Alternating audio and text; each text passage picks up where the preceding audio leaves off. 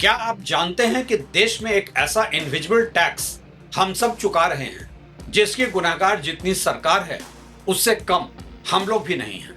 और वो अदृश्य टैक्स या इकोनॉमिक लायबिलिटी है poor civic sense. Traffic rule तोड़ना, सड़क पर कचरा फैलाना, ये सब केवल सामाजिक बदतमीजी नहीं है, ये एक गंभीर इकोनॉमिक लायबिलिटी है देश के लिए। सड़क पर कचरा फैला दिया तो क्या हो गया, सभी तो करते हैं। गलत साइड से बाइक निकाल कर ले गए तो क्या हुआ, जल्दी में सब करते हैं। लेकिन इस तो क्या की मानसिकता का अगर कोई इमीडिएट इंस्टीट्यूशनल पेनाल्टी मैकेनिज्म हो तो शायद वो पेनाल्टी डायरेक्ट दिखेगी लेकिन कम होगी। पेनाल्टी फ्रेमवर्क की कमी उसी कॉस्ट को इनडायरेक्टली आपसे ज्यादा कीमत वसूल रही है, देश के हर नागरिक से वसूलती है और वो देश की आर्थिक तरक्की के रास्ते में रोड़ा भी बनता है। सिविक सेंस की कमी का कोई आधिकारिक राष्ट्रीय बिल अवेलेबल नहीं कराया जाता है क्योंकि road crashes, congestion, pollution, sanitation और वेस्ट मैनेजमेंट के एस्टिमेट्स अलग अलग वर्षों तथा मेथोडोलॉजीज पर आधारित हैं और इनमें ओवरलैप भी हो सकता है। लेकिन अवेलेबल एस्टिमेट के आधार पर इन्हें जोड़कर अगर एक ग्रैंड टोटल निकालें तो आंकड़े ये साबित करने के लिए पर्याप्त हैं कि खराब सिविक बिहेवियर देश का वो हिडन इकोनॉमिक लायबिलिटी है जो देश के रियल इकोनॉमिक ग्रोथ का एक चोक पॉइंट है।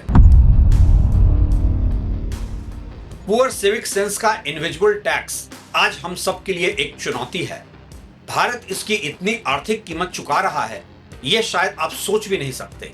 शायद जीडीपी का 3 से 5% हर साल।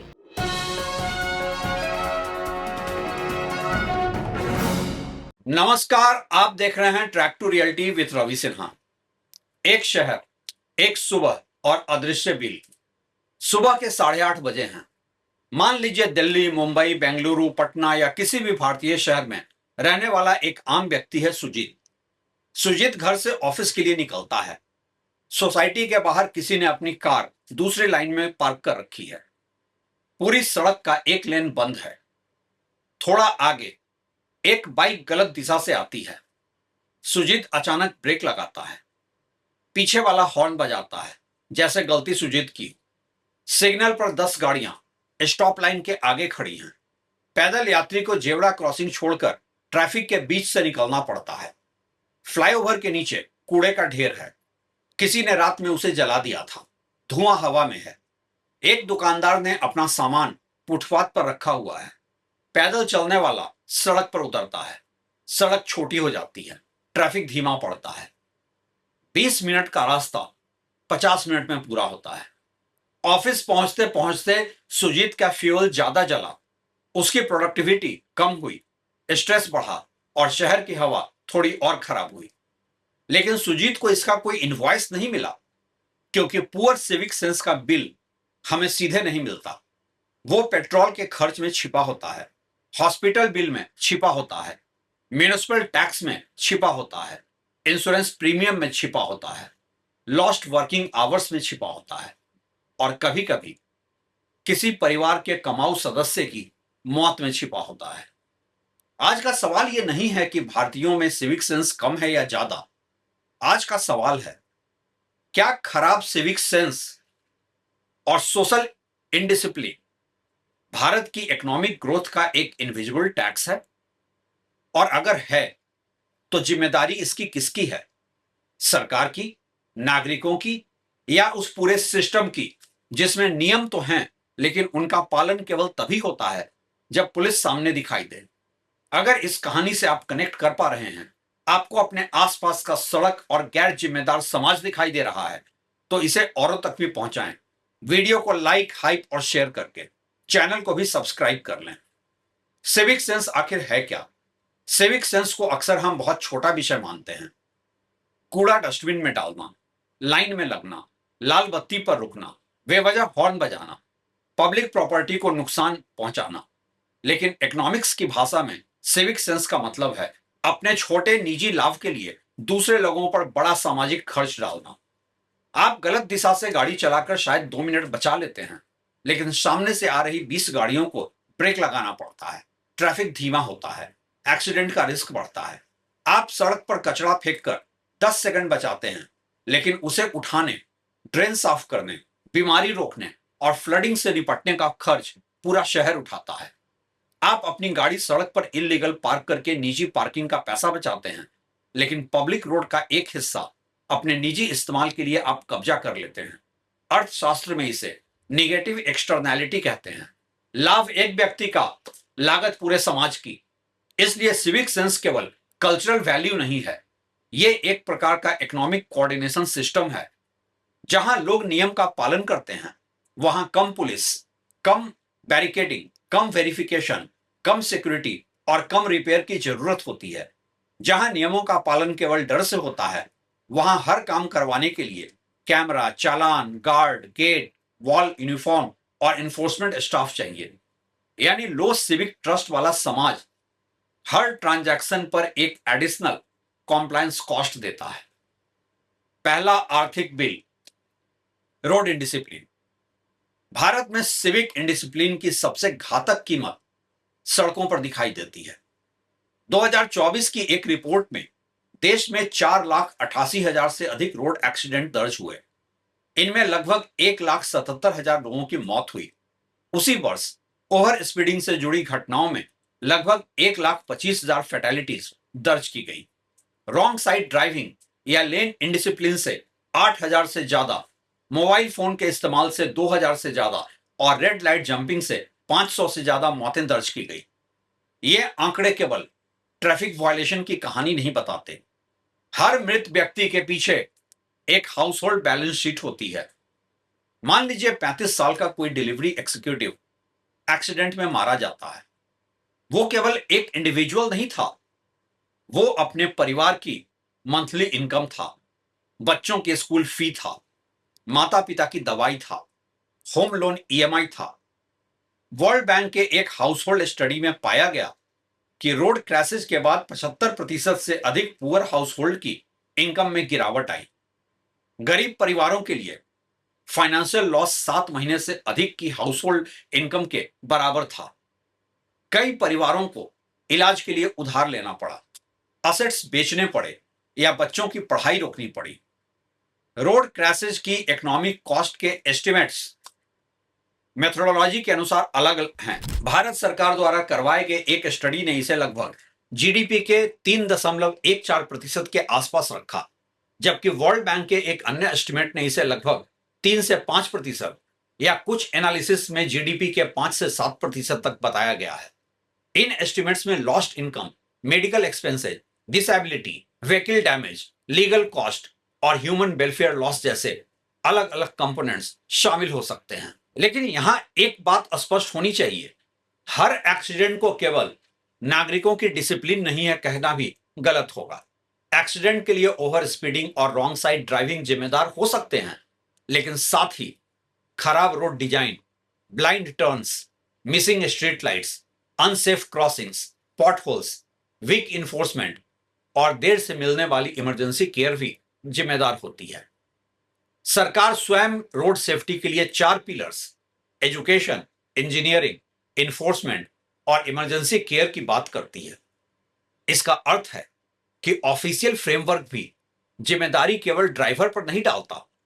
वहां नागरिक की गलती यह है कि वो रूल तोड़ता है, लेकिन सरकार की गलती यह है कि वो एक ऐसा सिस्टम बनाती है जिसमें रूल तोड़ना आसान, नॉर्मल और कई बार लाभदायक हो जाता है। पुअर सिविक सेंस का दूसरा बिल, ट्रैफिक कंजेशन और टाइम थेफ्ट।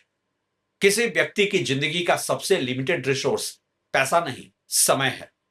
जो शहर रोज नागरिकों को 2 घंटे ट्रैफिक में बर्बाद करता है, वो केवल लोगों को परेशान नहीं कर रहा, वो उनकी प्रोडक्टिव कैपेसिटी कम कर रहा है।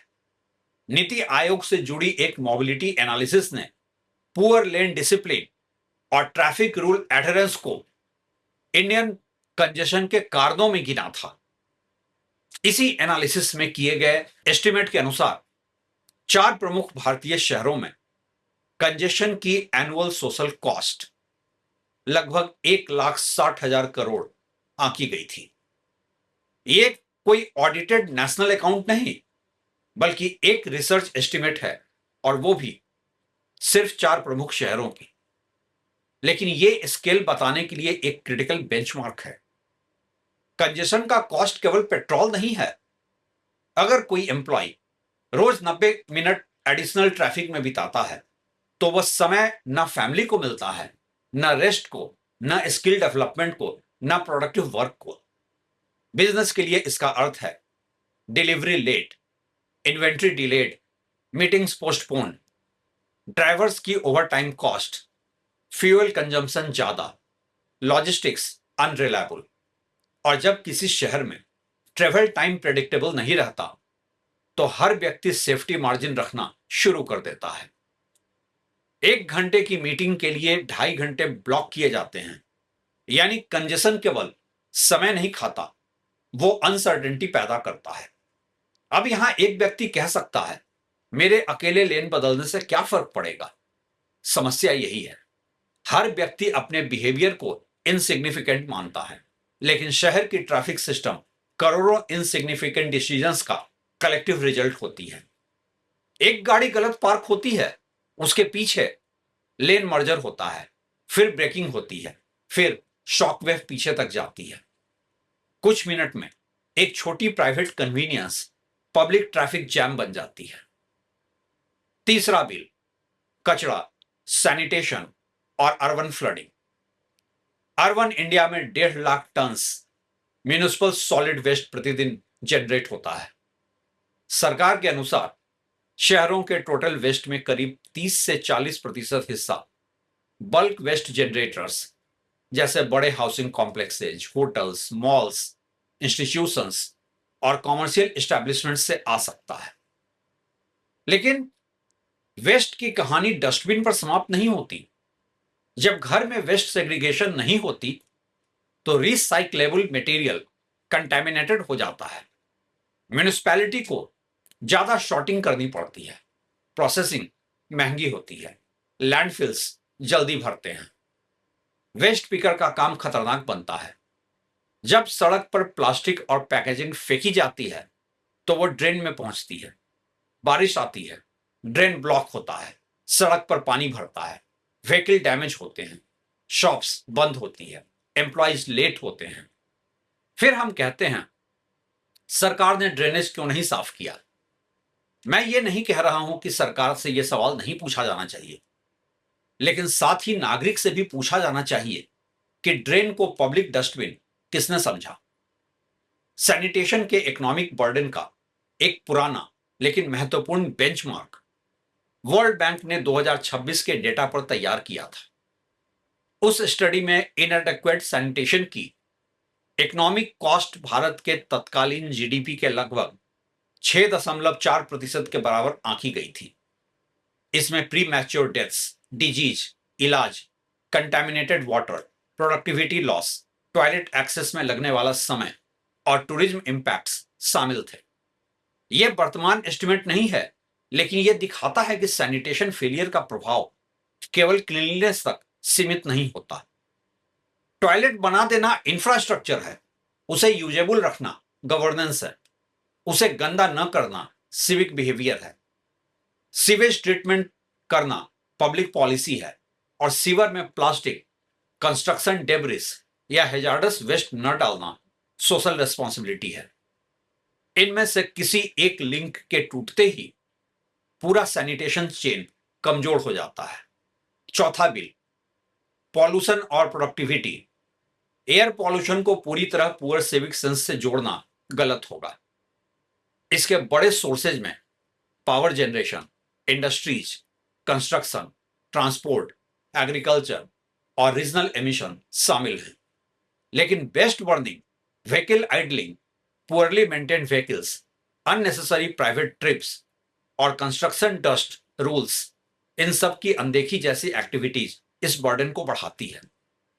वर्ल्ड बैंक के 2019 के एक स्टडी में बताया गया कि air pollution related pre mature deaths और इलनेस के कारण भारत को लगभग $36.8 बिलियन का आउटपुट लॉस हुआ, जो उस वर्ष के जीडीपी के लगभग 1.36% के बराबर था। लेकिन इस पूरी कॉस्ट को नागरिकों के सिविक सेंस पर नहीं डाला जा सकता। ये मल्टी सेक्टर गवर्नेंस और इन्फोर्समेंट फेलियर भी है।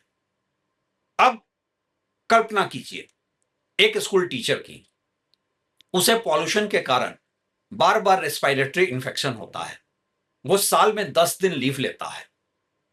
एक चाइल्ड अस्थमा के कारण स्कूल मिस करता है। एक कंस्ट्रक्शन वर्कर बीमारी के कारण डेली वेज खोता है।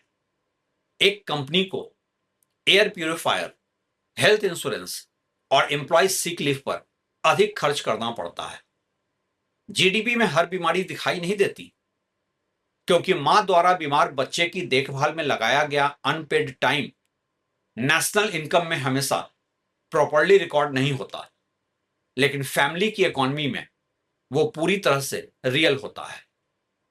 पुअर सिविक सेंस का 5वां बिल, पब्लिक प्रॉपर्टी का 2 बार भुगतान। पब्लिक प्रॉपर्टी किसी की नहीं होती, यह सोच सिविक सेंस की सबसे महंगी गलतियों में से एक है। असल में पब्लिक प्रॉपर्टी हर टैक्स पेयर की होती है। बस सीट तोड़ी गई, हमने पहले उसे खरीदने का टैक्स दिया और अब रिपेयर का टैक्स देंगे। पब्लिक टॉयलेट खराब किया गया, पहले कंस्ट्रक्शन का पैसा गया, फिर मेंटेनेंस का। पार्क की लाइट चोरी हुई, पहले इंस्टॉलेशन, फिर रिप्लेसमेंट, फिर सिक्योरिटी गार्ड। रेलवे स्टेशन पर वॉल डैमेज हुई, फिर रीपेंटिंग।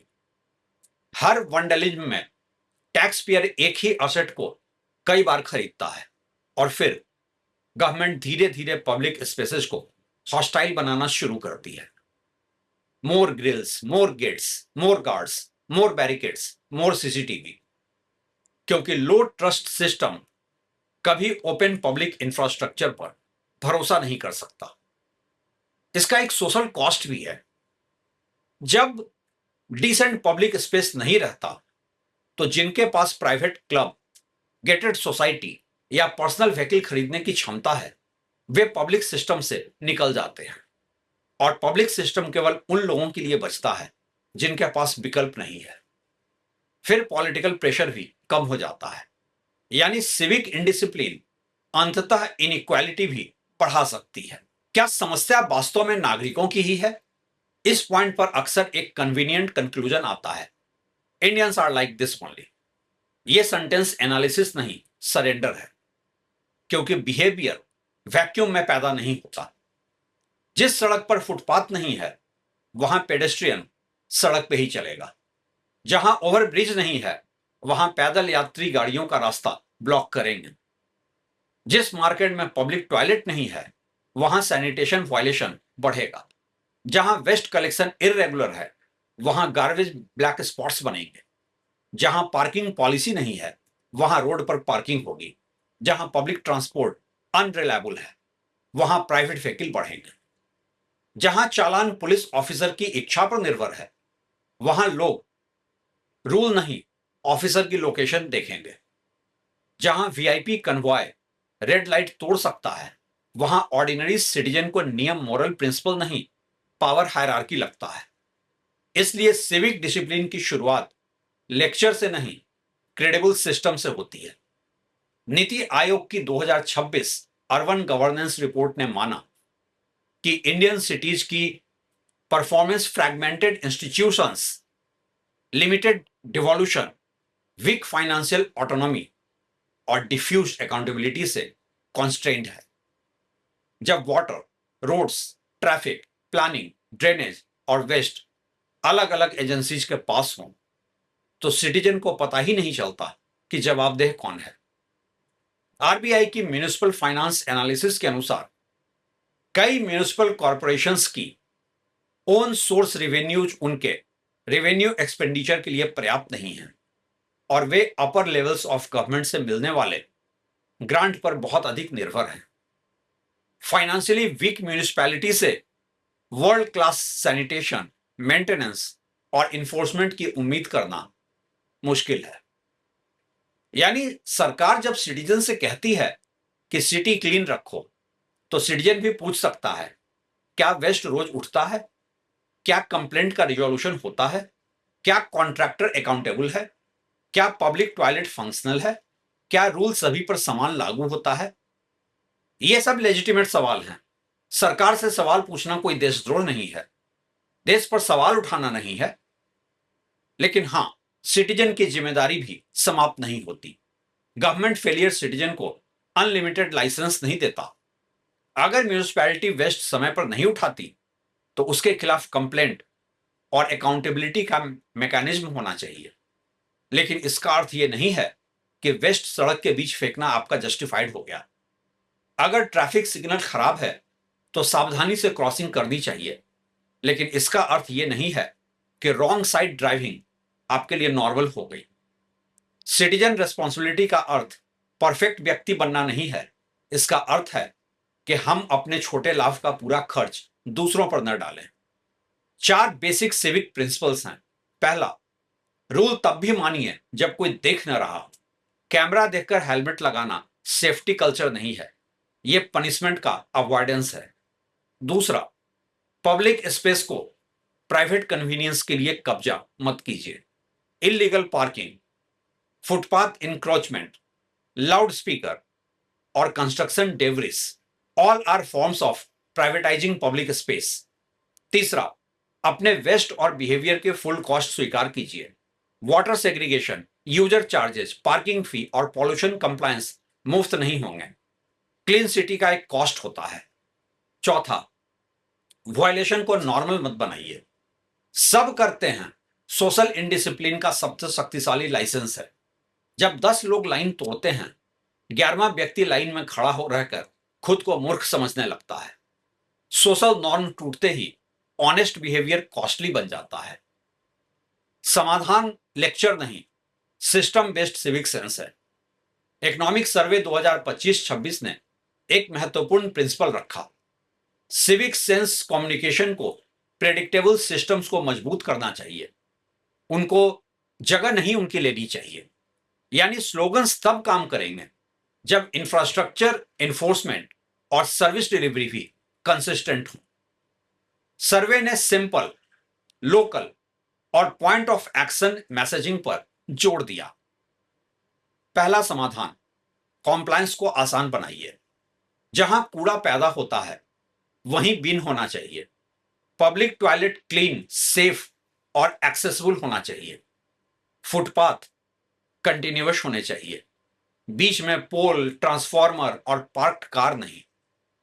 क्रॉसिंग वहां होनी चाहिए जहां लोग वास्तव में सड़क पार करते हैं। रूल्स ह्यूमन बिहेवियर को ध्यान में रखकर डिजाइन होने चाहिए। दूसरा समाधान, एनफोर्समेंट प्रेडिक्टेबल और इक्वल हो। आज कई जगह कानून का डर वायलेशन से नहीं, ऑफिसर से होता है। ऑफिसर दिखाई दिया तो हेलमेट लगा लिया, कैमरा है तो स्पीड कम कर दी, लेकिन वीआईपी है तो रूल ही बदल गया। एनफोर्समेंट टेक्नोलॉजी बेस्ड हो सकती है, लेकिन उसके साथ ट्रांसपेरेंट एविडेंस, अपील मैकेनिज्म और प्राइवेसी सेफगार्ड्स भी होने चाहिए। रूल ब्रेकिंग का chance based punishment civic culture नहीं बनाता, लेकिन निश्चित तौर से ये सर्टेन और इक्वल पनिशमेंट बनाता है। तीसरा समाधान, फाइन के साथ रेस्टिट्यूशन। सड़क पर कचरा फैलाने का केवल 500 रुपया फाइन पर्याप्त नहीं है। जहां लीगली फिजिबल हो, रिपीट ऑफेंडर्स से community clean up, repair cost या पब्लिक सर्विस कंट्रीब्यूशन लिया जा सकता है। जिसने पब्लिक प्रॉपर्टी को नुकसान पहुंचाया, उसके पेनाल्टी में असेट रिस्टोरेशन का वास्तविक खर्च शामिल होना चाहिए। चौथा समाधान, म्यूनिसिपल गवर्नमेंट को पावर और मनी। एक मेयर से अकाउंटेबिलिटी मांगना आसान है, लेकिन अगर water board, traffic police, development authority और ट्रांसपोर्ट कॉरपोरेशन अलग अलग गवर्नमेंट को रिपोर्ट करते हो तो मेयर के पास एक्शन की कोई अथॉरिटी ही नहीं होती। सिटी लीडरशिप को क्लियर टेन्योर, फंक्शंस, स्टाफ और फाइनेंस चाहिए। नीति आयोग ने 2026 में directly elected mayor, clear responsibility और स्ट्रॉन्गर सिटी गवर्नमेंट्स की दिशा में रिफॉर्म्स सुझाए हैं। पांचवा समाधान, citizen facing service guarantees. Complaint number देना गवर्नेंस नहीं है। हर सिविक सर्विस का measurable SLA, service level agreement होना चाहिए। गार्बेज कितने घंटे में उठेगा, ब्रोकन स्ट्रीट लाइट कब ठीक होगी, ब्लॉक्ड ड्रेन कितने समय में खुलेगा, इलीगल पार्किंग कंप्लेंट का क्या आउटकम हुआ है। सिटीजन कॉम्प्लायंस मांगने वाली गवर्नमेंट को सर्विस कॉम्प्लायंस भी दिखानी होगी। छठा समाधान, स्कूल में सिविक एजुकेशन प्रैक्टिकल हो। Civic sense textbook chapter नहीं होना चाहिए। स्टूडेंट्स को waste audit, road safety mapping, public space maintenance और लोकल गवर्नमेंट फंक्शनिंग में प्रैक्टिकल पार्टिसिपेशन मिले।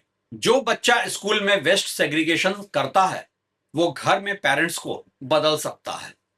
सातवां समाधान, बिजनेसेस और हाउसिंग सोसाइटीज की जवाबदेही। सिविक सेंस को केवल इंडिविजुअल सिटीजन पर डालना गलत है। Malls, hotels, institutions, construction companies और large housing complexes work waste और ट्रैफिक लोड पैदा करते हैं। उनके लिए waste processing, parking management, worker sanitation और पब्लिक रोड ऑब्स्ट्रक्शन पर मेजरेबल अकाउंटेबिलिटी जरूरी है। अर्बन वेस्ट का 30-40% बल्क जनरेटर्स से आने का एस्टिमेट बताता है कि कॉर्पोरेट सिविक रिस्पॉन्सिबिलिटी कोई ऑप्शनल चैरिटी नहीं है। आठवां समाधान, लीडर्स को विजिबल एग्जाम्पल बनना होगा। जब पब्लिक रिप्रेजेंटेटिव, एमपीज, एमएलएज का कन्वॉय रॉन्ग साइड से आता है, गवर्नमेंट व्हीकल नो पार्किंग में खड़ी होती है या पॉलिटिकल इवेंट के बाद पब्लिक स्पेस कचरे से भर दिया जाता है, तो सिटीजन को मैसेज मिलता क्या है? रूल पावरलेस के लिए है। Social discipline top down legitimacy मांगता है। सरकार केवल रूल मेकर नहीं, रूल मॉडल भी है। जिम्मेदारी किसकी ज्यादा है? क्या सरकार और नागरिक 50-50 जिम्मेदार हैं? इतना सरल डिवीजन सही नहीं होगा। गवर्नमेंट की रिस्पॉन्सिबिलिटी प्राइमरी इंस्टीट्यूशनल रिस्पॉन्सिबिलिटी है, क्योंकि गवर्नमेंट इंफ्रास्ट्रक्चर बनाती है, रूल्स तय करती है, एनफोर्समेंट करती है, पब्लिक सर्विसेज देती है, इंसेंटिव्स बनाती है और यह तय करती है कि कानून सभी पर समान लागू होगा या नहीं। सिटीजन की रिस्पॉन्सिबिलिटी डायरेक्ट बिहेवियर रिस्पॉन्सिबिलिटी है, क्योंकि नागरिक अपने हर छोटे एक्शन से सिस्टम को मजबूत या कमजोर करता है। एक डिसिप्लिन्ड सिटीजन टूटे सीवर सिस्टम को ठीक नहीं कर सकता, लेकिन वर्ल्ड क्लास सीवर सिस्टम भी सरवाइव नहीं करेगा अगर लोग उसमें प्लास्टिक और डेब्रिस डालते रहें। गवर्नमेंट कंडीशंस बनाती हैं, सिटीजन उन कंडीशंस को कल्चर में बदलता है। इसलिए राज्य की विफलता नागरिक की बदतमीजी को जस्टिफाई नहीं करती और नागरिकों की बदतमीजी सरकार की इनकॉम्पिटेंस को एक्सक्यूज नहीं करती। सिविक सेंस किसी किताब के मैनर्स का कोई एक चैप्टर नहीं है। अब वापस अपनी कहानी के पात्र सुजीत के दिन पर आते हैं। शाम को वो ऑफिस से निकलता है। ट्रैफिक फिर जाम है। किसी ने रोड किनारे कूड़ा जला दिया है। एक एम्बुलेंस लेन मांग रही है, लेकिन व्हीकल रास्ता नहीं दे रहे। सुजीत थका हुआ घर पहुंचता है। वो कहता है, इस देश में क्वालिटी ऑफ लाइफ क्यों नहीं है? लेकिन क्वालिटी ऑफ लाइफ कोई अलग गवर्नमेंट स्कीम नहीं होती, वो लाखों छोटे पब्लिक इंटरेक्शंस का परिणाम है। आप सिग्नल पर रुकते हैं या नहीं? सरकार फुटपाथ बनाती है या नहीं? शॉपकीपर रास्ता छोड़ता है या नहीं? म्यूनिसिपैलिटी कूड़ा उठाती है या नहीं? पुलिस रूल समान रूप से लागू करती है या नहीं? सिटीजन पब्लिक असेट को अपना मानता है या किसी का भी नहीं? भारत को विकसित देश बनने के लिए केवल एक्सप्रेसवेज, एयरपोर्ट्स और स्मार्ट सिटीज नहीं चाहिए। हमें ऐसे सिटीजन्स और इंस्टीट्यूशंस चाहिए जो पब्लिक सिस्टम को डेली बेसिस पर डिस्ट्रॉय ना करे, क्योंकि सिविक सेंस का अर्थ केवल साफ सड़क नहीं है। सिविक सेंस का अर्थ है कम एक्सीडेंट, कम हॉस्पिटल बिल, कम कंजेशन, कम फ्यूल वेस्ट, कम पॉल्यूशन, कम पुलिसिंग कॉस्ट, बेहतर टूरिज्म, बेहतर प्रोडक्टिविटी और सबसे बढ़कर एक हाई ट्रस्ट सोसाइटी। हमें अक्सर बताया जाता है कि डिसिप्लिन से फ्रीडम कम होती है। सच इसका उल्टा है। जब लोग बेसिक रूल्स मानते हैं, तब कम बैरिकेड्स चाहिए, कम चेकिंग पॉइंट्स चाहिए, कम गार्ड्स चाहिए, कम सर्विलेंस चाहिए। सोशल डिसिप्लिन फ्रीडम का दुश्मन नहीं, उसकी ऑपरेटिंग सिस्टम है। इसलिए अगली बार कोई व्यक्ति अगर कहे कि सड़क पर थोड़ा कचरा फेंकने, रॉन्ग साइड से जाने या लाइन तोड़ने से क्या फर्क पड़ता है, तो जवाब बहुत स्पष्ट है, फर्क पड़ता है। क्योंकि पुअर सिविक सेंस का कोई एक बड़ा बिल नहीं आता, वो हर दिन छोटे छोटे डिडक्शंस के रूप में आता है। हमारी इनकम से, हमारे समय से, हमारी हेल्थ से, हमारे टैक्सेस से और अंततः देश की ग्रोथ से। सवाल ये नहीं है कि सरकार बदले या नागरिक, सवाल ये है कि पहले कौन ये स्वीकार करता है कि पब्लिक स्पेस किसी और का नहीं, हम सबका है। और आज इस वीडियो को मैं एक सवाल के साथ छोड़ रहा हूं, जिसका जवाब शायद किसी अगले वीडियो में। क्या हमारे सिविक एमिनिटीज डिजाइन ही गलत किए गए हैं जो पुअर सिविक सेंस की वजह बनते हैं? आखिर एयरपोर्ट, मॉल्स, मल्टीप्लेक्सेज और मेट्रो स्टेशन पर उस तरह से गंदगी क्यों नहीं फैलाई जाती जैसे कि सड़क पर? आप लोग भी इस पर अपनी राय शेयर कर सकते हैं। शुक्रिया।